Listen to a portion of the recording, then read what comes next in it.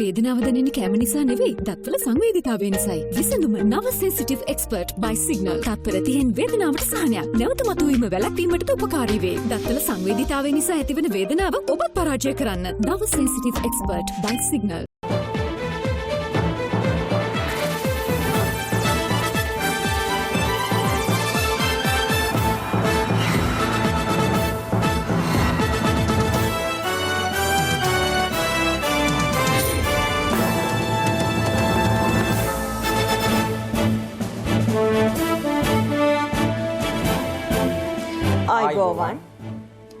සියලු සමීක්ෂණ වාර්තා නැවත නැවතත් තහවුරු කළ ශ්‍රී ලංකාවේ අංක 1 ප්‍රවෘත්ති ප්‍රකාශය. පැත්ත ගියත් ඇත්ත කියන හිරු රාත්‍රී 9:55 ප්‍රධාන ප්‍රවෘත්ති ප්‍රකාශය සමගින් මම සමීර බණ්ඩාර කපුකොටුව. මම තිලිනී නදීෂා රණසිංහ. ප්‍රථම අවධානය ප්‍රධාන ප්‍රවෘත්ති සිරස්තල වෙත.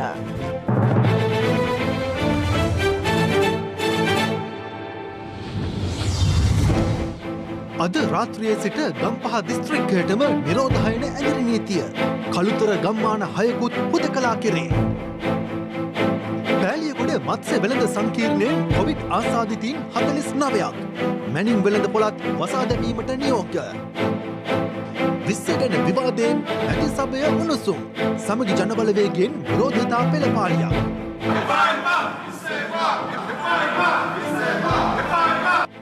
ප්‍රතිවාදී කල්ලියට පෑ විරෝධය මැද මදුෂ් අවසන් ගමන් යයි.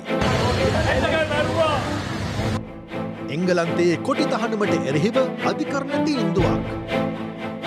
මුරලිගේ අටසයෙන් සේදුපති ඉවත් වෙයි.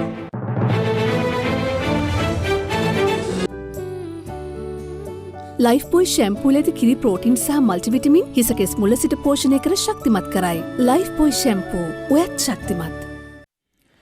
COVID-19 වෛරස ව්‍යාප්තිය සැලකිල්ලට ගනිමින් අගලවත්ත සහ පාලින්ද නුවර ප්‍රාදේශීය ලේකම් කොට්ටාසවල ග්‍රාම නිලධාරී වසම් කිහිපයක් වහාම ක්‍රියාත්මක වන පරිදි හුදකලා ප්‍රදේශ ලෙස නම් කර තිබෙනවා. අද රාත්‍රී 10 සිට ලබන සඳුදා අලුයම 5 දක්වා ගම්පහ දිස්ත්‍රික්කයටද නිරෝධායන ඇඳිරි නීතිය පනවනු ලැබුවා. මේ අතර පිටකොටුව මැනින් වෙළඳ පොළත් හෙට පෙරවරු 10 සිට සඳුදා පෙරවරුව දක්වා වසා තැබීමට තීරණය කළ බව එම වෙළඳ සංගමය සඳහන් කළා. දවසේ පුවත. COVID-19 වෛරස ව්‍යාප්තිය සැලකිල්ලට ගනිමින් ගම්පහ දිස්ත්‍රික්කයට පොලිස් නිරෝධායන ඇඳිරි නීතිය පැනවීමට තීරණය කර තිබෙනවා. අද රාත්‍රී 10ට පැනවෙන ඇඳිරි නීතිය සඳුදා අලුයම 5 දක්වා ක්‍රියාත්මක බව යුද හමුදාපති ලුතිනන්ට් ජෙනරාල් ශවේන්ද්‍ර සිල්වා මහතා පවසනවා. මේ අද පස්වරුවේ ගම්පහ දිස්ත්‍රික්කයේ ප්‍රදේශ රැසක දක්නට ලැබුණු තත්ත්වයයි.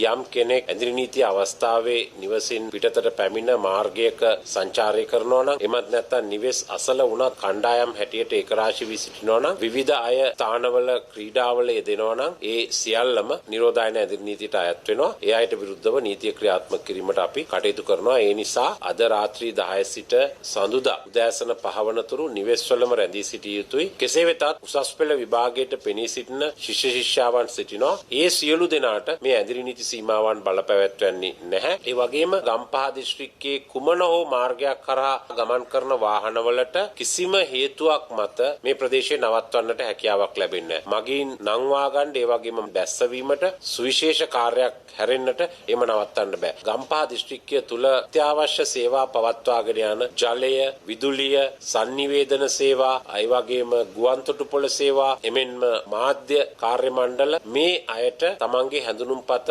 භාවිතා කරමින් ගමන් කරන්න පුළුවන්. මේ අතර අගලවත්ත ප්‍රාදේශීය ලේකම් කොට්ටාසේ ගොරක්ගොඩ, බෙරගම, අගලවත්ත, දාපිලිගොඩ, කැකුලන්දල උතුර ග්‍රාම නිලධාරී වසම් සහ පාලින්ද නුවර ප්‍රාදේශීය ලේකම් කොට්ටාසේ බෙල්ලන ග්‍රාම නිලධාරී වසම වහාම ක්‍රියාත්මක වන පරිදි හුදකලා ප්‍රදේශ ලෙස නම් කර තිබෙනවා. යුද හමුදාපති ලුතිනන්ට් ජෙනරාල් ශවේන්ද්‍ර සිල්වා මහතා සඳහන් කළේ නැවත දැනුම් දෙන තුරු එම තත්ත්වය ක්‍රියාත්මක බවයි. මේ අතර පෑලියගොඩ මත්ස්‍ය වෙළඳ පොලේ වෙළඳුන් 49 දෙනෙකුට COVID-19 වෛරසය ආසාදනය වී ඇති බවට තහවුරු වූයේ පසුගිය සඳුදා සිදු කළ PCR පරීක්ෂා පරීක්ෂණ වාර්තා අද දිනේ ලැබීමත් සමගයි. මල් මාකට් එකේ අපි PCR කරා 105ක් වගේ ප්‍රමාණයක්. ඒකෙන් 40 ගණනක් වගේ පොසිටිව් වෙච්ච නිසා තමයි දැන් ප්‍රේෆික්ස් එකේ තොරතුරු අරගෙන අවශ්‍ය අයගෙන් PCR ගන්නවා. එහෙම ගන්නකොට මාළු මාකට් එකේ තිබුණාද එහෙම එකක්? මේක නිසා නෙවෙයි ත්‍රිකම අවධානයකට ලක් වෙලා තියෙනවා මේ දැන් මේ තියෙන තත්ත්වයත් එක්ක. කලබල වෙන්න ඕනේ නැහැ මේ අවස්ථාවේදී අපි විශ්ලේෂණය කරලා බලන්න ඕන මාළු වෙළඳ පොළට ආවේ බ්‍රැන්ඩික්ස් පොකුරේ ඉන්න රෝගීන්ගෙන්ද ඒ රෝගීන්ට ද්විතීක ආසාදනයක් විදියට නැත්නම් දෙපැත්තකින් ආසාදනයට යොමු වුණාද කියලා. තාවකාලිකව වසා දැමුණු පෑලියගොඩ මත්ස්‍ය වෙළඳසැලේ වෙළඳුන් ඇතුළු පිරිස PCR පරීක්ෂණවලට ලක් කෙරුණේ මෙලෙසින්. කොට්ටාව නගර සභා මාළු වෙළඳසැලද අද තාවකාලිකව වසා දැමීමට පියවර ගෙනුනේ එහි වෙළඳුන් සිව් දෙනෙකුට COVID-19 වෛරසය ආසාදනය වී ඇති බවට තහවුරු වීම හේතුවෙන්. මීගොඩ ආර්ථික මධ්‍යස්ථානයේ වෙළඳසැලක හිමිකරුවෙකුටද COVID වෛරසය ආසාදනය වී ඇති බවට හඳුනා ගැනීමත් සමග එහි සේවකයන් 15 දෙනෙකු පමණ නිරෝධායනය සඳහා යොමු කෙරුණා. සෞඛ්‍ය අංශ පැවසුවේ අදාළ ආසාදිතයාගේ ආශ්‍රිතයන් හඳුනා ගැනීමට පරීක්ෂණ ආරම්භ කර ඇති බවයි. මේ අතර දෙහියෝ විට තිමිරිකොළ ප්‍රදේශයේ මාළු වෙළඳාමේ නිරත පුද්ගලයෙකුද COVID ආසාදිත බවට හඳුනා ගැනීම හේතුවෙන් ඔහුගේ පවුලේ ඥාතීන් ඇතුළු පවුල් 24ක පුද්ගලයන් ස්වයං නිරෝධායනයට යොමු කර තිබෙනවා. දෙහියෝ විට නගරයේ වෙළඳසැල් කිහිපයක්ද COVID අවදානම හේතුවෙන් වසා දැමීමට පියවර ගැනුණා. මේ අතර කොළඹ ජාතික රෝහලේ 46 වෙනි සහ 55 වෙනි වාට්ටු වලින් COVID ආසාදිතයන් හමු වීමත් සමග එම වාට්ටු වලට රෝගීන් ඇතුළත් කර ගැනීම තාවකාලිකව අත්හිටුවා තිබෙනවා. කොටුව පොලිසියේ පොලිස් පරීක්ෂකවරයෙකුට COVID ආසාදිත බවට තහවුරු වීමෙන් පසු ඔහුගේ ආශ්‍රිතයන් නිරෝධායනයට යොමු කර ඇති අතර පැය කිහිපයකට එම පොලිස් ස්ථානයේ සේවාවන්ද අත්හිටවනු ලැබුවා. පූර්ණ විෂ බීජ හරණයකට ලක් කිරීමෙන් පසු පොලිස් ස්ථානයේ රාජකාරී කටයුතු පසුව ආරම්භ වුණා. මේ අතර කඩවත රන්මුතුගල බංගලාවත ප්‍රදේශයෙන් එකම පවුලේ තිදෙනෙකු ඇතුළු පුද්ගලයන් 6 දෙනෙකුට COVID-19 ආසාදනය වී ඇති බවට වාර්තා වීමත් සමග අදාළ ප්‍රදේශයේ සංචරණය සීමා කිරීමට බලධාරීන් පියවර ගත් අතර එම ප්‍රදේශයේ පළමු ආශ්‍රිතයන් 201ගේ පමණ PCR පරීක්ෂණද අද සිදු කෙරුණා. කටුනායක ආයෝජන ප්‍රවර්ධන කලාපයෙන් වාර්තා වන කොවිඩ් ආසාදිතයන් සංඛ්‍යාව 314 දක්වා ඉහළ ගොස් ඇති අතර ප්‍රධාන කර්මාන්ත ශාලා දෙකක් ආශ්‍රිතව ආසාදිතයන් වැඩි වශයෙන් වාර්තා වී තිබෙනවා. වත්මන් කොවිඩ් තත්ත්වයත් සමග ඇඟලුම් ක්ෂේත්‍රයේ මුහුණ පා ඇති ගැටලු පිළිබඳ විශේෂ සාකච්ඡාවක් ශ්‍රී ලංකා ආයෝජන මණ්ඩලය සහ වෘත්තීය සමිතිය අතර පැවැත්වුණේ එවන් පසුබිමකයි. වෙළඳ කලාපවල සේවය කරන සේවක සේවිකාවන් විශාල ප්‍රමාණයකගේ සෞඛ්‍ය ආරක්ෂාව සුරක්ෂිත කිරීම දෙවැනි කාරණය හැටියට ඔවුන්ගේ රැකියාව සුරක්ෂිත කරන එක, තුන්වැනි කාරණය හැටියට දීමනා වැටුප් සම්බන්ධ ප්‍රශ්නේ. එතකොට මේ සියලු කාරණා සම්බන්ධයෙන් ආයෝජන මණ්ඩලය එකඟ වුණා. ඒ විතරක් නෙවෙයි සැකසහිත සියලුම ආයතනවල PCR පරීක්ෂණ කරන්නත්, බෝඩින් වල ජීවත් වෙන සේවක සේවිකාවන්ගේ සෞඛ්‍ය තත්ත්වයට අදාළ කරන පොදු මාර්ගෝපදේශන නියාමලියක් සකස් කරන්නත් එකඟ වුණා. මේ අතර බ්‍රැන්ඩික්ස් ආයතනයේ කොවිඩ් ආසාදිතයන් වාර්තා වීම සම්බන්ධයෙන් විශේෂ පරීක්ෂණයක් සිදු කරන බව කම්කරු අමාත්‍ය නිමල් සිරිපාල ද සිල්වා මහතා සඳහන් කළා. බ්‍රැන්ඩික්ස් එක විමර්ශනය කරන කමිටුවක් දැම්මා. ඒ කමිටුව දැන්ට අවශ්‍ය වැඩ කටයුතු කරගෙන යනවා. අපිට ප්‍රායෝගික අමාරුකමක් තියෙනවා. ඒ කර්මාන්ත ශාලාව ඇතුළට යන්න නිරෝධායනට ඔක්කොම ලක් වෙලා තියෙන නිසා. නමුත් විධායක නිලධාරීන් කැඳවාගෙන ඒ පිළිබඳ මූලික පරීක්ෂණ පවත්වාගෙන යනවා. ඒ නිසා පරීක්ෂණ අවසන් වුණායින් පස්සේ ඒ වාර්තාව ප්‍රසිද්ධියට පත් කරනවා. බේරුවල දීවර වරායට විශාල වශයෙන් පාරිභෝගික ජනතාව පැමිණෙන බැවින් කොවිඩ් වෛරස ව්‍යාප්තිය සම්බන්ධයෙන් ආරක්ෂිත වැඩපිළිවෙලක් සකසා දෙන ලෙස එම වෙළඳ ප්‍රජාව ඉල්ලා සිටිනවා. ඔයිසු මාතේ අතට. දැන් ඕගොල්ලෝ අතරින් ටිකට් කටන එක විතරයි කරන්නේ. හරිද? එතකොට මේ වාහන වල යන මිනිස්සු කොහෙලාවකත් මේ අත්සෝදක් නැහැ. ඒක කොහොමද ඇතුළේ යනවා. දැන් ඕගොල්ලෝ අතර ලියා ගන්නවා. ඒ ලියාගන්නේ පයින් යන කට්ටිය විතරයි. ඒතර වාහන වල එන කට්ටියගේ නම් ලියාගන්නේ කවුද?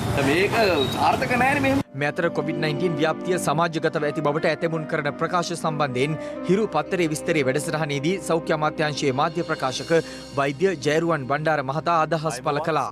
අපිට තවමත් කියන්නට වෙන්නේ මේ රෝගය සමාජගත වෙලා නැහැ කියලාද වෛද්‍යතුමනි? රෝගය සමාජගත වෙලා කියන කාරණේ සුළුවෙන් තකන්න පුළුවන් කාරණයක් නෙවෙයි. රෝගය සමාජගත වෙලා කියලා ප්‍රකාශ කරනවා නම් එය විද්‍යාත්මක දත්ත පදනම් කරගෙන කරන්න ඕනි. මේ වාර්තා වෙන සිද්ධිත් එක්ක නිවැරදිව මේක කියන්න බෑ. හැබැයි ඔබ මගෙන් වෙන විදිහකට ඇහුවා නම් සමාජගත වීම කියන එක තහවුරු වෙන්න ඉඩ තියෙනවා නේද කියලා ඇහුවොත් මම ඒකට කියනවා ඔව් එහෙම වෙන්න පුළුවන් කියලා. විවිධ ප්‍රදේශවලින් අපිට අහඹු ලෙස පොකුරු ඇති වෙමින් තියෙනවා. ඉතින් මහජනතාව කළ යුතු වැදගත්ම දේ තමයි සමාජගත වෙලා කියලා කාරණේ ඒක ඔප්පු කරනකම් බලාගෙන ඉන්නේ නැතුව එහෙම වෙන්නේ නැති වෙන්න කටයුතු කරන එක තමයි. රෝගියෙකු වෛද්‍යතුමනි මේ පවතින පහසුකම් යටතේ සුවපත් වීම සඳහා අපේ රටේ කොයිතරම් කාලයක් ගත වෙනවද? මේ වෛරස් එකේ හැසිරීම හරිම වෙනස්. දැනට ඇතම් රෝගීන් සුවපත් වෙන්න දවස් 50 ඉක්ම වූ ගණන් ගිහිල්ලා තියෙනවා. සමහර රෝගීන් සති දෙකක් ඇතුළතත් වෙච්ච අවස්ථා තියෙනවා. ඒ නිසා අපිට කොරෝනාත් එක්ක ජීවත් වෙන්න වෙනවා.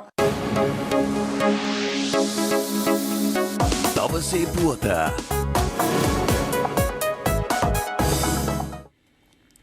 මේ අතර තවත් COVID-19 ආසාදිතයන් 57 දෙනෙකු අලුතින් හඳුනාගත් බව යුද හමුදාපති ලුතිනන්ට් ජෙනරාල් ශවේන්ද්‍ර සිල්වා මහතා සඳහන් කළා. ඉන් එක් ආසාදිතයෙකු නිරෝධායන මධ්‍යස්ථානයකින් වාර්තා වූ අතර සෙසු 56 දෙනා ආශ්‍රිතයන් ලෙසයි හඳුනාගෙන ඇත්තේ. දින කොවිඩ් ව්‍යාප්තිය සම්බන්ධයෙන් ලබන සිකුරාදා පාර්ලිමේන්තු විවාදයක් පැවැත්වීමට අද රැස් වූ පාර්ලිමේන්තු කටයුතු පිළිබඳ කාරක සභාව තීරණය කර තිබෙනවා. මේ අතර විපක්ෂ නායක සජිත් ප්‍රේමදාස මහතාද දෙවන පෙළ කොවිඩ් ආසාදිතයෙක් ලෙස හඳුනාගෙන උපදෙස් ලබා දීමට කටයුතු කර තිබූ බව සෞඛ්‍ය අමාත්‍ය පවිත්‍රා වන්නිආරච්චි මහත්මිය අද පාර්ලිමේන්තුවේදී සඳහන් කළා. කොවිඩ් ව්‍යාප්තිය සම්බන්ධයෙන් අද පාර්ලිමේන්තුවේදී ඇති වූයේ උණුසුම් සංවාදයක්.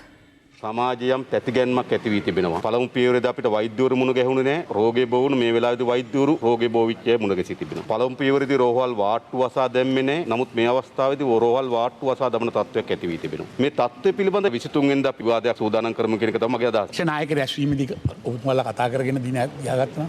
ඔව්. අපි අද දිනේම කැඳවනවා. පොකුරු ව්‍යාප්තිය සිට සමාජ ව්‍යාප්තියක් දක්වා මේ කුලියාපිටිය බල ප්‍රදේශෙත් සහ අවට බල ප්‍රදේශවල තාමත්ම ශීඝ්‍ර ලෙස කොරෝනා ව්‍යාප්තිය ක්‍රියාත්මක වෙනවා. PCR පරීක්ෂණ හරියට කෙරෙන්නේ නැහැලු. මෙය තවදුරට සමාජ ව්‍යාප්තියක් දක්වා පැතිරිලා කියන එක වසංගත රෝග විද්‍යාඥයන් විසින් අපිට කිසිම වෙලාවක දැනුම් දීලා නැහැ. මේ හැම එකකටම අපිට සම්බන්ධතාවයක් තියෙනවා. යාල හෝටලේදී රෝගියා අපි හමු වෙච්ච වෙලාවේදී විපක්ෂ නායකතුමා එතෙන්ට ගිහිල්ලා තියෙනවා. ඒ නිසා එතුමා දෙවෙනි පෙළ ආශ්‍රිතයෙක් විදියට අපි අඳුනගත්තා. අපේ සිස්ටම් එක කොච්චර ක්‍රියාත්මක වෙනවද කියලා ඇහුවොත් ඉතා ශනිකයෙන් අපි එතුමාට එවෙලෙම දැනුම් දුන්නා ඔබ දෙවෙනි පෙළ ආශ්‍රිතයෙක් කියලා. අවශ්‍ය පියවර ගන්න කියලා. ඒ නිසා මේ රටේ ජනතාව සෞඛ්‍ය අංශකරේ තියෙන විශ්වාසය බිඳ දමන්න එපා කියලා විපක්ෂ නායකතුමාට අපි ඇඳුම් දෙනවා. ඒක නෙවෙයි මෙතන ප්‍රශ්නේ. විපක්ෂ නායකතුමා පොඩ්ඩක් ඉන්න. පොඩ්ඩක් ඉඳ ගන්නකෝ මේ මයික් එක මට තියෙන්නේ. මේ ඉඳ ගන්නකෝ. මයික් එක මට තියෙන්නේ. අර සෞඛ්‍ය අමාත්‍යතුමිය ඔබතුමියගේ අවධානයට යොමු කරනවා කරු විපක්ෂ නායකතුමා කියනවා සමාජ ව්‍යාප්තියක් වෙලා කියලා. එතුමා බෙහෙතක් නිර්දේශ කළා තියෙනවා පැකණිල්. විපක්ෂ නායකතුමා බලන්නකෝ ඒකවත්. මේ සමාජ ව්‍යාප්තියක් දැක මේ රජය හැමදේම හංගනවා. මුළු රටේම බරපතල සෞඛ්‍ය ප්‍රශ්නයක් නිර්මාණය වෙලා තිබෙනවා. සජිත් ප්‍රේමදාස මැතිතුමා ජනාධිපති අපේක්ෂකවරයා විසින් කටයුතු කරන කාලේ බ්‍රෑන්ඩ් නේම් එකක් කියලා ඉන්ටර්නෙට් එකෙන් මිනිසුන්ට බෙහෙත් ගන්න කිව්වා. එහෙම කෙනෙක් රටේ ජනාධිපතිතුමා නම් රටට ඇති වෙන තත්ත්වය ඔබතුමාට තේරුම් ගන්න පුළුවන්. දැන් PCR මැෂින් ටික ඔක්කොම කඩාගෙන PCR පරීක්ෂණ කරන්නේ නැහැ. එතුමියගේ මැෂින් එක අපි රටක් විදියට ආඩම්බර වෙන්නට ඕනි. ලංකාව තමයි පළවෙනියෙන්ම PCR පරීක්ෂණය සිදු කරන ලද්දේ මේ දකුණු ආසියානු කලාපයෙන්. මාස 3ක් ගියා පළවෙනි 50000 කරන්න. හැබැයි දින 7ක් ඇතුළත ලක්ෂයකට වඩා PCR පරීක්ෂණ අපි මේ රජය මේ මිනුවන් ගොඩින් පස්සේ කළා කියන එක මතක් කරන්නට ඕනි. අපි නෙවෙයි මාධ්‍ය ඉදිරියට ගිහිල්ලා කිව්වේ දැන් ඉතින් මැතිවරණේ තියන්න පුළුවන් නේ කොරෝනා ඉවරයිනේ. ගරු විපක්ෂ නායකතුමනි ඔබතුමාත් මාස් නැතුව රට පුරා ඡන්දේ කාලේ ගියේ කොවිඩ් තිබිච්ච නැති හින්දා. මගේ මැතිවරණ ව්‍යාපාරය ක්‍රියාත්මක කරනකොට පවිත්‍රා ඇමතිතුමිය මාත් එක්ක වටේ ගියේ නැහැ. මම මාස්ක් ඇඳද නැද්ද කියන්න. ඔය කතාව වෙනම කතා කරගන්න. කිසිම අදාළත්වයක් නැති කතාවක්. ඔබතුමගේ තනතුරට අගෞරවයක්. 20 වෙනි ආණ්ඩුක්‍රම ව්‍යවස්ථා සංශෝධන පනත් කෙටුම්පත පිළිබඳ පාර්ලිමේන්තු විවාදය අද ආරම්භ වුණා.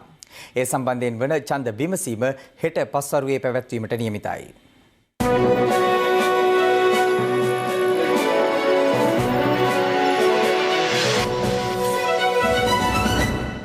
ඉදිරිපත් කරන ලද පළාත් කෙටුම්පතට සංශෝධන ගරු නීතිපතිතුමා මාර්ගයෙන් ශ්‍රේෂ්ඨාධිකරණය වෙත ඉදිරිපත් කළා. ඒ සියලුම යෝජනා අපි කෙටුම්පත් අවස්ථාවේදී නැවත ඉදිරිපත් කරනවා. පුවත්පත් වලින් දැනගන්නට ලැබී තිබෙනවා මුල් කෙටුම්පතේ නොතිබුණු සමහර කරුණු සංශෝධන ලෙස ඉදිරිපත් කිරීමට යෝජනා කරනවායි කියලා. එහෙම කිසිවක් නැහැ. අවධානය දෙන්න.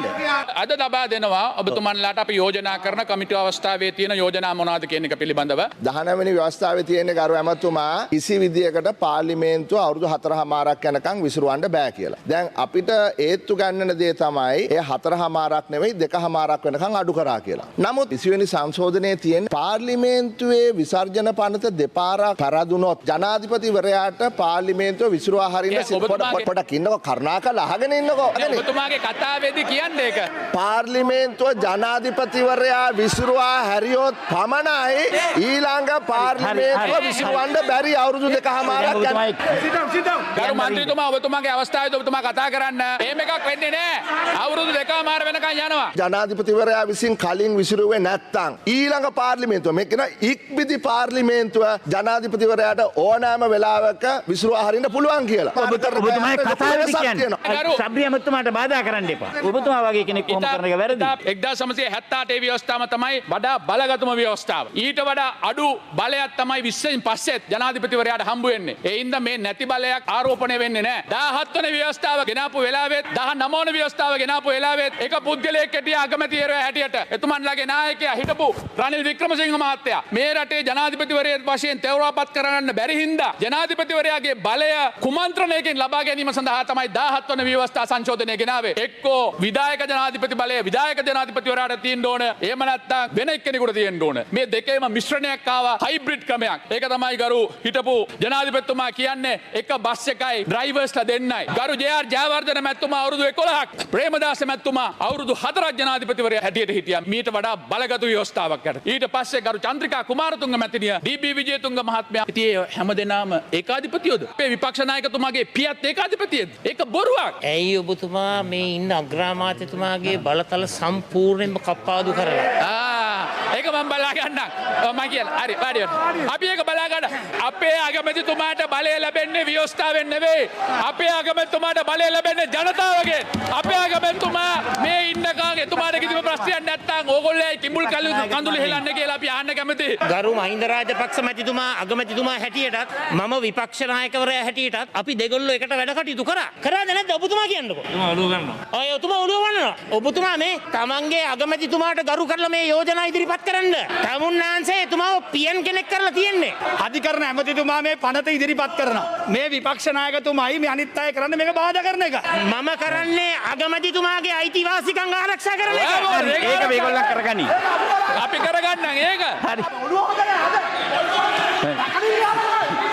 කතානායකතුමනි මම විශේෂයෙන්ම දැන් 19 වන සංශෝධන ඇලඩින්ගේ පුළුම පහනක් වගේ අපේ ප්‍රශ්න ඔක්කොම විසඳුවා නම් 7.3ක ආර්ථික වර්ධන වේගය 2.3ට බැස්සුවා ඔන්න ඔය 19 වන ව්‍යවස්ථාවයට. එතකොට ජාතික ආරක්ෂාව ලැබිලා නැත්තම් කුඩුකාරයෝ වැඩි වෙලා තියෙනවා නම් මොකටද මේ 19 වෙනි ව්‍යවස්ථාව? නිශාන්ත සිල්වා කියලා පුද්ගලයෙක් හිටියා. එතුමා අනවශ්‍ය විදියට නඩු වලට පැටලෙනවයි කියන එක තේරුම් අරගෙන එතුමා ඉවත් කරන්නයි කියලා ඒ කාලේ හිටපු IGP ඉල්ලුවා. ව්‍යවස්ථාදායක සභාව මැදිහත් වෙලා ඒක නැවතුවා.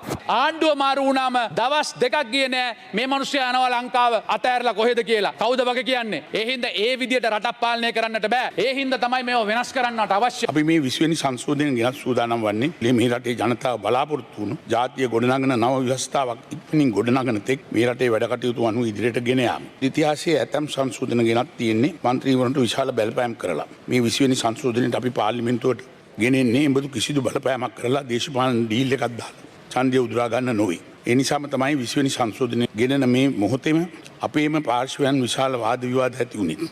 මම අහන්න කැමතියි 19 වෙනි සංශෝධනයේදී හිම වුණාද? මහා සංඝරත්නයටත් කාටවත් විරෝධය පළ කරන්න ඉඩක් ලැබ කියලා නොවේ 19 ගෙනාවේ. 19 වෙනි සංශෝධනය ගැන හිටපු ජනාධිපතිතුමාගේ ප්‍රසාදයක් ඇත්තේ නැහැ. ඒක හදපු අයත් ඒක බෝම්බයක් බව වැරදීමක් බව කිව්වා. 19 වෙනි ව්‍යවස්ථාවේ සංශෝධනයත් ඔස්සේ CID එක ඒ දෙවියෝ විරුද්ධ පක්ෂයේ දේශපාලඥයන් පස්සේ යන්න පොලිස් කොමිසම මේ සේවාව දියුණු කරන්න මැදිහත් වෙන්නේ නැහැ. ඒ නිසා CID බුද්ධ්‍යංශ වගේ සේවාවල දක්ෂතා පිරිහුණා. දැන් රිෂාඩ් බදෝදීන් අල්ලගන්න CID එකට බෑ.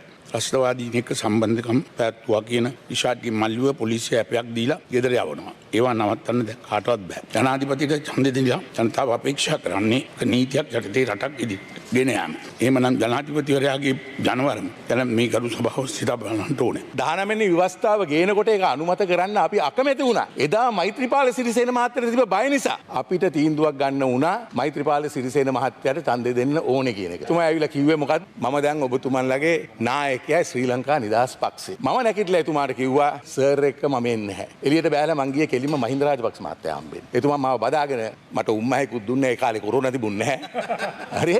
දීලා කිව්වා කුමාර් ඔබතුමා විතරයි ශ්‍රී ලංකා එකේ මාත් එක්ක ඉන්නේ කියලා. ජිත්ව පුරවැසි භාවයත් ඔය 19 වෙනි සංශෝධනයේ පටලවිලා තියෙන එක කාරණයක්. මම මේ වෙලාවේ කියන්නේ අපි අද ඇමරිකාවේ ජීවන රටාවේ දංවැල් වලින් බැඳිලා අපේ රටේ පාලකයින්ට මේ ද්විත්ව පුරවැසිභාවය නෙවෙයි දෙවෙනි පුරවැසිභාවයට පත්වීමට ඉඩ දීමට උවමනාවක් නැති බවත් ඒ නිසා ඒක ගැන නැවත අපි කල්පනා කළා අපේ අධිකරණ ඇමතුමා කාර්ක සභා අවස්ථාවේදීවත් ඒ ගැන යම් වෙනසක් කිරීමට කල්පනා කරයි කියලා බලාපොරොත්තු වෙමින් මගේ වචනය අමාර කරනවා. මේ බලය කෙනෙකුට ලබා දීම තුළින් ඒ බලයෙන් එයත් විනාශ වෙනවා රටත් විනාශ වෙනවා. ඒ නිසා මම ඉල්ලනවා සියලුම දෙනාට තමන්ගේ හෘද සාක්ෂි අනුව මේ අද දවසේ පැය තව 24කට හෝ එක්කහුව වෙලා අපි අතර යම් මතයක් අරගෙන හරි දෙයක් කරලා ඉදිරියට ගෙනියන්න ජනාධිපතිතුමාව සහභාගී කරගෙන කියලා. මොන තරම් අපි තර්ක කරත් මේ ව්‍යවස්ථාව පැච් දාන ව්‍යවස්ථාවක් මිසක් මේ රට සංසුන් කළ හැකි ව්‍යවස්ථාවක් හෝ ප්‍රජාතන්ත්‍රවාදයේ සංසුන් කළ හැකි ව්‍යවස්ථාවක් නොවන නිසා තමයි ජනාධිපතිතුමාත් අග්‍රාමාත්‍යතුමාත් අපි සියල්ල අලුත් ආණ්ඩු ක්‍රමයක් ඇතිකිරීම සඳහා වූ ජනවරමට යන ගමනේ 20 වෙනි සංශෝධනය ඉදිරිපත් කරන්න. හිටපු ජනාධිපතිතුමා කියනවා මට ආණ්ඩු කරන්න පුළුවන් කමක් තිබුණේ නැහැ. අගමැතිතුමා කියනවා මට රට ආරක්ෂා කරන්න ආණ්ඩු කරන්න පුළුවන් කමක් තිබුණේ නැහැ. මීට වඩා සාක්ෂියක් මොකක්ද මේ 19 හොඳ ගැන කතා කරන අය මොනවද මේ කතා කරන්නේ?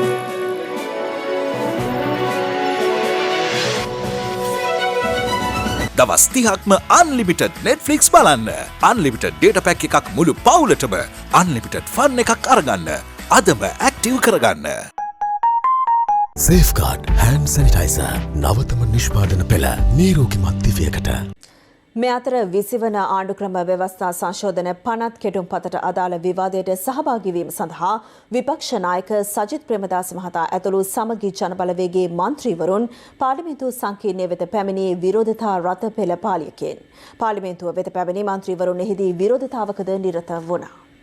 අද පෙරරුවේ සමග ජන බලවේගයේ පාර්ලිමේන්තු මන්ත්‍රීවරුන් කොළඹ පිහිටි විපක්ෂ නායක කාර්යාලයට රැස් වූ අතර එහිදී ඔවුන් පාර්ලිමේන්තුවට යාම සඳහා සූදානම් වූයේ මේ ආකාරයෙන්.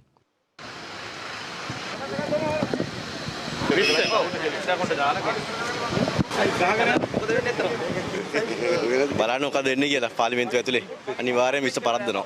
මේ රටේ මිනිස්සු හතර ගාතේ වැටිලා ඉද්දී මේ විශ්ව ගෙනල්ලා මිනිහෙකුට එක සහනයක්වත් මේ රටේ ජනතාවට නොදී එක පවුලේ බලය තර කරන එකට මුළු රටම විරුද්ධ වෙන්න ඕනේ. අපේ රිෂාඩ් පතියුදීන් අත්අඩංගුවට ගන්නේ ජනාධිපති කොමිසම ගෙනල්ලා මෛත්‍රීපාල මහත්තයාව තද කරන්න මේ විශ්ව දිනන්න බෑ. පොඩ සාක්කු වෙලා ගියා. ඒකද මං කියන්නේ ඒකයි. විශ්ව අපි පරාද කරනවා. ඇඟට ගුණ නැති කරුණු කාරණා සියල්ලම ජනතාවට පහදා දෙනවා. ඊට අමතරව පාර්ලිමේන්තු සභාගර්භය ඇතුළේදී මේකට විරෝධය පළ කරනවා. අනතුරුව ඔවුන් එතැන සිට පාර්ලිමේන්තුව දක්වා විරෝධතා රථ පෙළපාලියකින් ගමන් කළා. පාර්ලිමේන්තු පිවිසුම අසලදී රථ පෙළපාලියට එක් වූ මන්ත්‍රීවරුන් මෙන්ම තවත් පක්ෂ විපක්ෂ මන්ත්‍රීවරුන් 20 වන ආණ්ඩුක්‍රම ව්‍යවස්ථා සංශෝධන පනත් කෙටුම්පත සම්බන්ධයෙන් අදහස් පළ කළා. විපක්ෂ නායකතුමා මොකද්ද රථ පෙළපාලිය? පෙළපාලිය නෙමෙයි මේ අපි පාර්ලිමේන්තුව. ඔබතුමාලා විරෝධය දක්වනවද මේකට? ඔබතුමාලාට මේක පරාජයට පත් කරන්න පුළුවන් වෙයිද? ඒ තමයි අපේ උත්සාහය. ඉස්සර පරාජය කරලා 19 ප්ලස් වැඩසටහන තුළින් මේ රටට යහපත් ව්‍යවස්ථාවක් ගෙනීමේ කර්තව්‍ය ක්‍රියාත්මක. මොකද මේ පෙළපාලියක්ද? ඉස්සෙපා කියලා තියෙන්නේ. පරාජය කරන්න පුළුවන් නේද ඔබතුමාලාට? බලමු හොඳ සෙල්ලම් අද සහ හෙට ආණ්ඩුව ඇතුළෙන්ම දැන් විරෝධය පටන් අරගෙන තියෙන්නේ. දැන් කර කියා ගන්න දෙයක් නැතුව උද්දච්චකමට තමයි දැන් මේක දාලා තියෙන්නේ. ඉස්ස පරාදයි. ඉස්ස පරාද කරන්න පුළුවන්ද? දැන් මිලදී ගන්න ඒගොල්ලන්ගේ ඇතුළේම 20 දෙනෙක් ඉන්නවා ඒකට විරුද්ධ. රිෂාඩ් මන්ත්‍රීතුමාගේ පිරිස මොනා කරයිද? ඒගොල්ලෝ කවුරුත් යන්නේ. ඔබතුමාලා සහාය දක්වනවද විශ්සට? නෑ සහාය දෙන්නේ නෑ. මේක පරාජය කරන්න පුළුවන් වෙයිද ඔබතුමාලාට? මොකද්ද මේගොල්ලෝ මේ කරන්නේ? මේගොල්ලන්ට පිස්සුතුන් මේ රටට හොඳ දෙයක් කියන හැම වෙලාවෙම ජාතික පක්ෂ කාලෙත් එමය දැන් සමගි බලවේගයක් හදාගෙනත් එමය. ජේ.ආර්. ජයවර්ධන 78 ගෙන ආපු අවස්ථාව තමයි මේ නැවත මේ ගේන්න හදන්නේ. ඔය පේන්නේ මොලයක් බුද්ධියක් නැති වුණාම ඕක තමයි විපක්ෂ නායකතුමා පාර්ලිමේන්තුවේ ප්‍රශ්න අහනවා මෙලෝ හරයක් නෑ වගේ වැඩ මේ කරන්නේ. අනතුරුව ඔවුන් පාර්ලිමේන්තු සංකීර්ණය වෙත මෙලෙස පැමිණියා.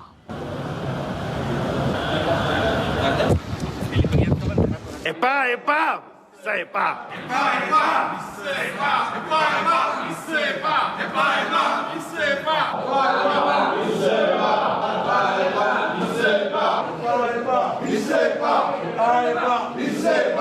මේ අතර 20 වෙනි ව්‍යවස්ථා සංශෝධනයට එරෙහිව වෘත්තීය සමිති කිහිපයක් පාර්ලිමේන්තු වටරවුමේදී නිහඬ විරෝධතාවක නිරත වුණා.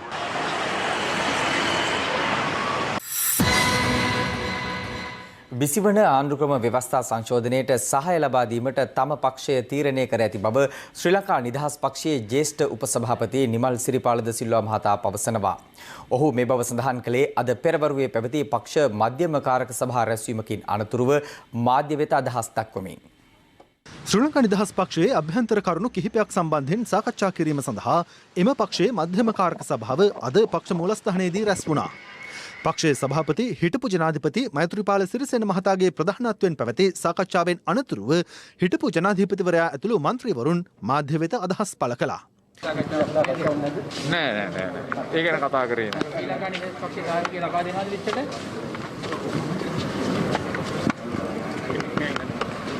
තීරණය අරන් ඉවරයි ඉස්සට උදව් කරනවා. ආය අලුතෙන් ගන්න තීරණයක් නෑ.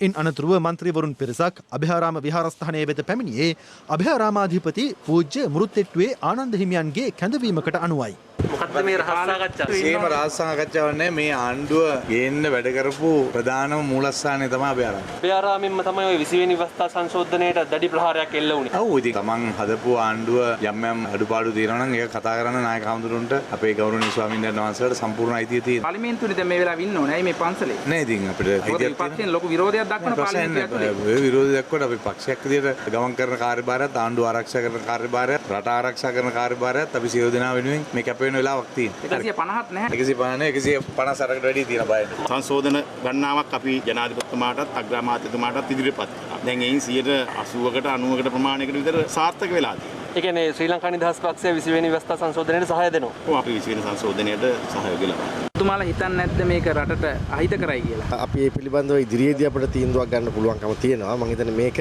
මාධ්‍ය ඉදිරියේ තීරණ ගැන කතා කරන වෙලාවක් නෙමෙයි. සාකච්ඡාවෙන් අනතුරුව එහි ප්‍රවෘත්ති සාකච්ඡාවක්ද පැවැත්වුණා. චිත්ත පුරැසිභාවය අයින් කරන කම්ම මේ සටන අපි නතර කරන්නේ නැහැ කියන එක නම් පැහැදිලිවම කියනවා. ගරු ජනාධිපතිතුමනි පංචමහා බලවේගයේම අපිත් එක්ක ඒකරාශී වෙලායි තිබෙන්නේ. ඒ නිසා අපි පැවපු බය පස්පඩ නම් ගන්න ලැහැත්ති නෑ හේතුවක් නැතුව. මේ පෙරහැර හැදුවේ අපි. මේ ආණ්ඩුව. හැබැයි අපි පෙරහැරේ නෑ දැන්. පෙරහැරේ යන්නෙත් නෑ අපි. අපි දැන් පෙරහැර බලන් ඉන්නවා. පෙරහැර බලන් ඉන්නකොට පන්දන් නිවිල බෙරක් ඇඩිලා රෙදි ගැලවිලා යනකොට ඉතින් අපිට ඉන්න බෑ. අපිට ලැජ්ජ හිතෙනවා. අපි කියන්න ඕන මේ පන්දන් නිවිල මිනිස්සු බෙර කැඩිලා මිනියෝ ඔහොම යන්න එපා මේක හදාගනින් කියලා. ඉතින් ඒව කියනකොට රිදෙන්න හේතුවක් නැහැ නේ. බබ්බු නෙවෙයි. මේ වෙනකොටත් මේ ආණ්ඩුව යටතේ ඇතැම් සම්පත් අලෙවි කිරීම සඳහා යම් යම් සාකච්ඡා යනවා. මේක කතා කරනකොට රාජ්‍ය නොවන ඇතැම් සංවිධානවල මේ ආණ්ඩුවට පන්දන් අල්ලන පමණක් 70 අපි විරුද්ධයි කියලා හිතුවා. කාදිනල්තුමා කිව්වා මහා සංඝරත්නයේ යෝජනා තමයි මගේ යෝජනා හැටියට මම පිළිගන්නවා. අපට ආඩම්බරයක්. දැන් ඒ නිසා එතමන්තා එතුමාට දැන් මඩ ගන්න පටන් ගන්නවා. මේ අතර පූජ්‍ය මැදගොඩ අභයතිස්ස හිමියන්ද මේ සම්බන්ධයෙන් අදහස් පළ කළා. දිත්තපරිවේශභාවය කියන එකේදී ජනාධිපතිතුමා සමග අපි මේ සාකච්ඡා කරද්දී එතුමා අපිට සඳහන් කළ එක කාරණාවක් තමයි අලුත් ව්‍යවස්ථාවේදී අනිවාර්යයෙන්ම මේක ඉවත් කරනවා. හැබැයි මේක රාජපක්ෂවරුන්ට පහර දීමේ අරමුණ පිටම සිද්ධ කරපු දෙයක් නිසා මේ සම්බන්ධයෙන් එතුමාට යම්කිසි හැඟීමක් තියෙනවා මේක තියෙන්න අරින්න ඕන කියලා. යම්කිසි කෙනෙක් ව්‍යවස්ථාව වෙනස් කරන්න හොඳ නැහැ පුද්ගලයන් අරමුණු කරගෙන. දිත්තපරිවේශභාවය කියන කාරණාව වුණත් ඒ වගේ පදනමකින් තියාගන්නවයි කියන කාරණාව වෙනම එකක්. පුද්ගලයෙක් අරමුණු කරගෙන නම් දිත්තපරිවේශභාවයට අදාළ නීති පනත් අයින් කරනවා කියන එකට අපි සෑහීමකට පත් වෙන්නේ නැහැ. බැරි වෙලාවත් මේ වෙලාවේ 20 දිනා ගන්න බැරි වුණොත් ඊළඟ ව්‍යවස්ථාවක් සකස් කිරීම පිළිබඳව කාර්යය අපිට ලොකු අවදානම් සහගත තැනකට එනවා. ඒ නිසා 20 ජයග්‍රහණය කළ යුතුම වෙනවා මේ වෙලාවේ. මස් රාත්තලම ඉල්ලන තැනට එන්න ඕනේ නැහැ කියන එකයි මගේ අදහස. පොලිසිය හා මද්‍රව්‍ය ජාවාරම්කරුවන් පිරිසක් අතර ඇති වූ වෙඩි හුවමාරුවකදී ජීවිතක්ෂයටපත් සංවිධානාත්මක අපරාධ කළි නායක සමරසිංහ ආරච්චිලාගේ මදුෂ් ලක්ෂිත හෙවත් මාකන්දුරේ මදුෂ්ගේ අවසන් කටයුතු අද මහරගම ගොඩිගමුව පොදු සුසාන භූමියේදී සිදු කෙරුණා. අවසන් කටයුතු සිදුවන අවස්ථාවේ ගොඩිගමුව සුසාන භූමිය අවට විශේෂ පොලිස් ආරක්ෂාවක්ද ලබා දී තිබුණා. පොලිසිය සිදු කළ මද්‍රව්‍ය මෙහෙයුමක් අතරතුර සිදු වූ වෙඩි හුවමාරුවකදී සංවිධානාත්මක පාතාල කල්ලි නායක මාකන්දුරේ මදුෂ් ජීවිතක්ෂයට පත් වුණේ ඊයේ අලුයමයි. අදාළ වෙඩි තැබීම සිදුව තිබුණේ මාලිගාවත්ත ඇපල්වත්ත ලක්සිත සෙවන නිවාස සංකීර්ණයේදී.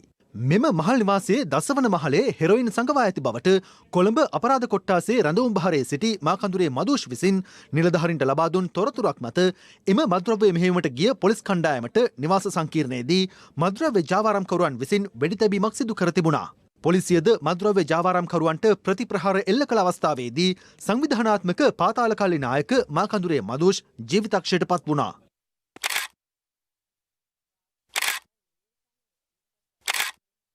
කොළඹ අතිරේක මහේස්ත්‍රාත් කාංචනා නිරංජනාද සිල්වා ඊයේ අධිකරණ වෛද්‍ය නිලධාරියාට නියෝග කළේ මදුෂ්ගේ දේහය ඔහුගේ නීත්‍යානුකූල බිරිඳට ලබා දෙන ලෙසයි. ඒ මදුෂ්ගේ මරණය සැලවීමත් සමග ඔහුගේ බිරින්දෑවරුන් දෙදෙනෙකු කොළඹ ජාතික රෝහල් පරිශ්‍රය වෙත පැමිණීම හේතුවෙන්. කෙසේ වෙතත් මහරගම ප්‍රදේශයේ පෞද්ගලික මල්ශාලාවක් වෙත ගෙන ගිය මදුෂ්ගේ මෘතදේහය මහරගම පමුණුව පෙදෙසේ ඔහුගේ අනියම් බිරිඳගේ නිවස වෙත ඊයේ රාත්‍රියේ රැගෙන ආවේ මදුෂ්ගේ නීත්‍යානුකූල බිරිඳගේ එකඟතාව මතයි.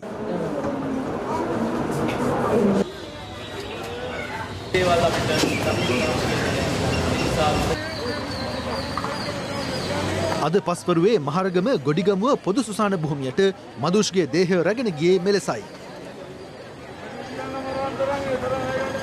එම අවස්ථාවේදී සුසාන භූමිය අවට විශේෂ පොලිස් ආරක්ෂාවක්ද යොදවා තිබුණා.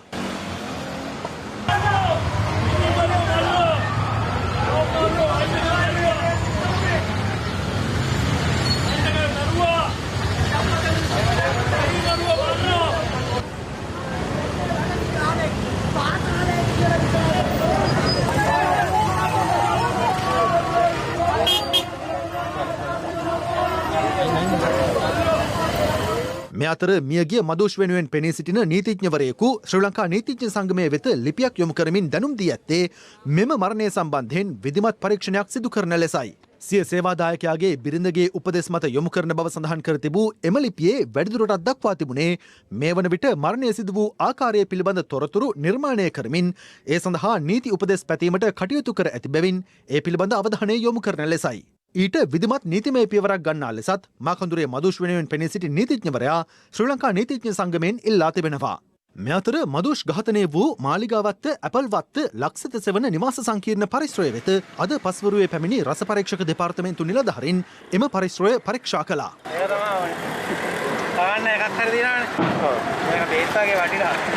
ලක්ෂිත සෙවන නිවාස සංකීර්ණයේ පදිංචිකරුවෙකු ප්‍රකාශ කළේ මෙහි ආරක්ෂක කැමරා බහුතරයක් කලකපටන් අක්‍රියව පවතින බවයි. CCTV තිබෙනව වටේම තිබුණට සමහර තැන්වල CCTV වැඩ කරන්නේ නැහැ. පැය 24ක්ම මේ ප්‍රධාන ගේට්ටුවයි පිටිපස්ස ගේට්ටුවයි විවෘතයි. කිසිම ආරක්ෂාවක් නැහැ. පාර්ලිමේන්තු මන්ත්‍රී රංජන් රාමනායක සහ හිටපු පාර්ලිමේන්තු මන්ත්‍රිණී හිරුණිකා ප්‍රේමචන්ද්‍ර දේශපාලන පලිගැනීම් පිළිබඳ සොයා බලන ජනාධිපති කොමිසම මගහරින පුද්ගලයන් බවට තීරණය කළ බව කොමිසමේ සභාපති උපාලි අබේරත්න මහතා අද ප්‍රකාශ කළා. ඒ හිටපු යුද හමුදා මාණ්ඩලික ප්‍රධානී මේජර් ජෙනරාල් අමල් කරුණාසේකර මහතා කොමිසමට කළ පැමිණිල්ලකට අදාළව කොමිසම හමුවේ පෙනී නොසිටීම හේතුවෙන් මේ අතර හිටපු අමාත්‍ය රාජිත සේනාරත්න පාර්ලිමේන්තු මන්ත්‍රී රංජන් රාමනායක ඇතුළු පිරිසකට එළඹෙන සිකුරාදා එම කොමිසම හමුවේ පෙනී සිටින්නයි දන්වා අද සිතාසි නිකුත් කෙරුණා.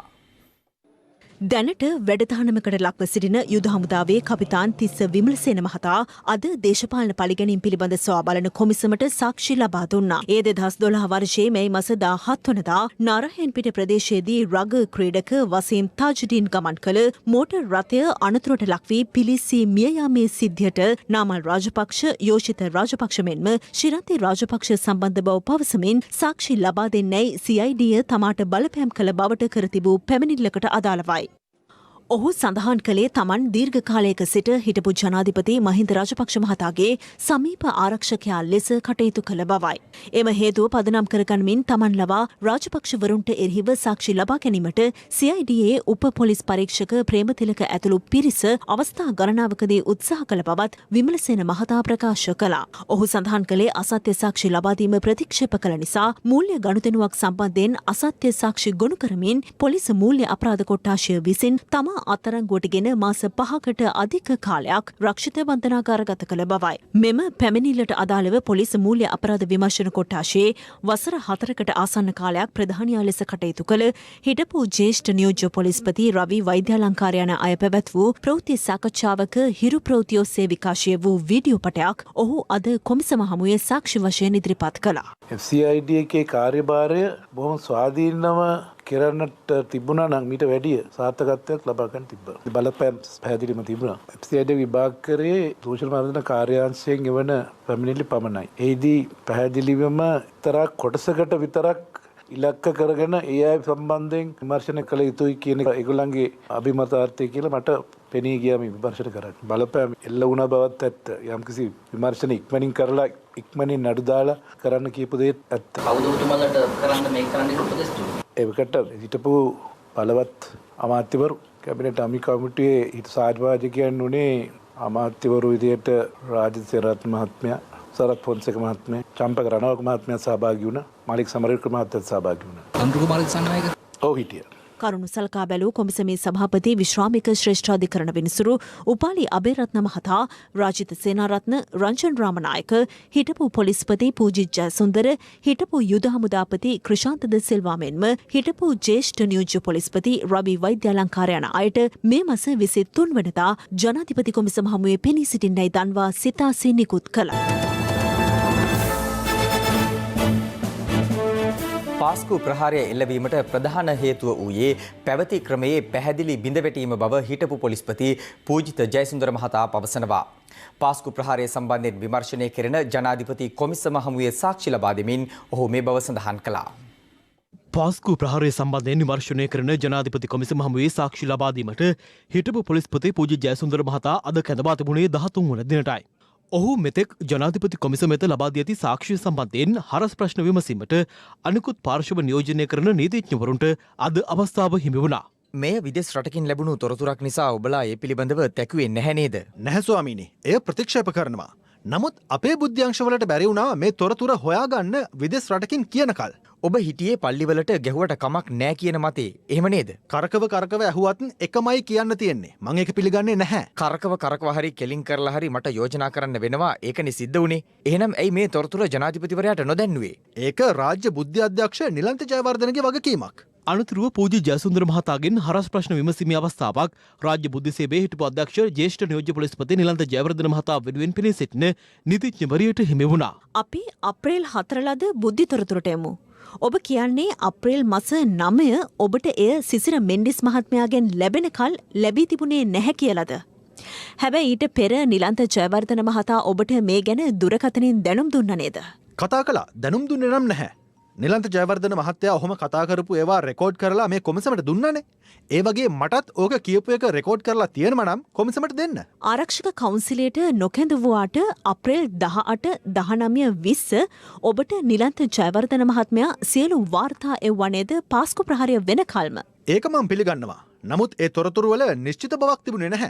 ඔබ පොලිස්පති දුරය ඔබේ පෞද්ගලික ප්‍රතිරූපය ගොඩනැංවීමට භාවිතා කළා මිස නීතිය හා සාමය රැකීමට භාවිත කළේ නැහැ කියලා මම යෝජනා කරනවා. ඒකත් ප්‍රතික්ෂේප කරනවා. පොලිස්පති තනතුර මම එහෙම භාවිත කළා නම් මට අද මෙහෙම වෙන්නේ නැහැ. මං පස්ස දොරෙන් ආපු කෙනෙක් නෙවෙයි. මට මොන ඉරණම ලබා දුන්නත් මට කියන්න තියෙන්නේ මට පුළුවන් උපරිමය මං කළා.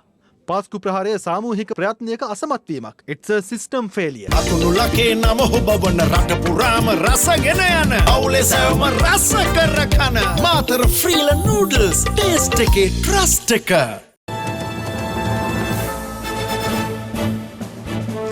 දේශපුවත් කීපයක් සමගින් දැන් රටවටා හිරු. රටවටා හිරු. රාජගිරිය ප්‍රදේශයේදී රිය අනතුරක් සිදු කර තරුණයෙකුට බරපතල තුවාල සිදු කිරීම ඇතුළු චෝදනා යටතේ හිටපු අමාත්‍ය පාටලී චම්පික රණවක මහතාට අද කොළඹ මහාධිකරණය හමුවේ අධිචෝදනා පත්‍ර බහර දුන්නා. විත්තිකරු රුපියල් 10,000ක මුදල් ඇප සහ රුපියල් ලක්ෂය බැගින් වූ ශරීර ඇප දෙකක් මත මුදා හැරීමට විනිසුරුවරයා නියෝග කළා. බ්‍රිතාන්‍ය තුළ පවතින LTTE තහනමට එරෙහිව එරට අධිකරණයක් විසින් තීන්දුවක් ලබා දී තිබෙනවා. ඒ පසුගිය වසර 10 තුළ LTTE විසින් කිසිදු ප්‍රචණ්ඩකාරී ක්‍රියාවක් සිදු කර නොමැති බැවින් එම සංවිධානය තහනම් කිරීමෙන් සියලු දෙමළ ජනතාවගේ දේශපාලන ක්‍රියාකාරකම් කඩාකප්පල් වී ඇති බවට ලැබී තිබූ අභියාචනයක් සලකා බලමින්.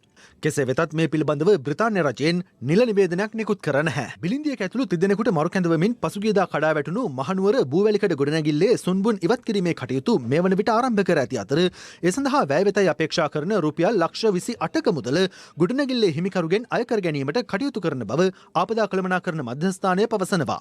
දෙහිවල පුද්ගලයෙකුගේ නමට එවා තිබූ පාර්සලයක තිබී රුපියල් කෝටි 2ක වටිනාකමකින් යුත් එක්ස්ටසි වර්ගයේ මත්පැති තොගයක් ශ්‍රී ලංකා රේගුවේ මදුද්‍රව්‍ය පාලන අංශය මගින් සොයාගෙන ඇති අතර සිද්ධිය සම්බන්ධයෙන් සැකකරුවෙකුද අත්අඩංගුවට ගෙන තිබෙනවා.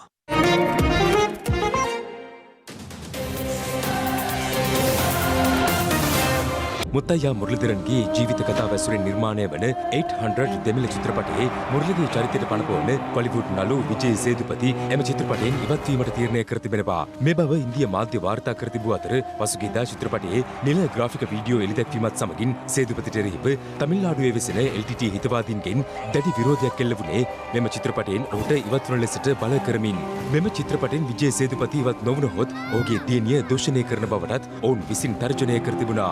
ඒ අතරතුරයි 800 චිත්‍රපටයෙන් ඉවත් වන ලෙස මුරලි විසින් සේදුපතිගෙන් ඉල්ලීමක් සිදු කළේ. මෙම චිත්‍රපටයේ හේතුවෙන් සේදුපතිගේ සිනමා දිවියට වන හානිය ගැන සලකා තමන් මෙම ඉල්ලීම සිදු කළ බවයි මුරලි පවසන්නේ. ඊට ප්‍රතිචාර දැක් වූ විජේ සේදුපති මුරලි විසින් ඔහු වෙත යොමු කළ ලිපිය සිය නිල ට්විටර් ගිණුමේ ඇතුළත් කරමින් ස්තුතියි ආයුබෝවන් ලෙස ආමන්ත්‍රණය කරමින් දමිළ භාෂාවෙන් සටහනක්ද තබා තිබුණා. වැරදි වැටහීම හේතුවෙන් චිත්‍රපටයෙන් ඉවත් වන ලෙසට විජේ සේදුපතිට ඇතැම් පිරිසක් බලපෑම් කරනවා. මට අවශ්‍ය නැහැ තමිල්නාඩුවේ ඉන්න හොඳම නළුවෙකු කරදරයට පත් වෙනවට. ඒ නිසා මම ඔහුගෙන් ඉල්ලා සිටිනවා මෙම චිත්‍රපටයෙන් ඉවත් වන ලෙස. චිත්‍රපටයේ නිෂ්පාදකින් මෙම අභියෝගය ජය ගන්නා බව මට විශ්වාසයි. මේ සම්බන්ධයෙන් ඔවුන් ඉදිරියේදී නිවේදනයක් සිදු කරන බවට ඔවුන් මට පොරොන්දු වුණා. යනුවෙන් මුරලි මේ සම්බන්ධයෙන් නිකුත් කළ නිවේදනයේ සඳහන් කර තිබුණා. හිරු රාත්‍රී 9:55 ප්‍රධාන ප්‍රවෘත්ති ප්‍රකාශයෙන් නිමවට පත් වෙනවා.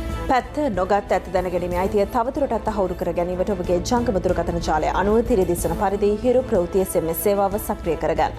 අපි යලි හමුවන්නේ හෙට 11:55 මධ්‍යහන ප්‍රවෘත්ති සමගින්. සුබ රාත්‍රියක්.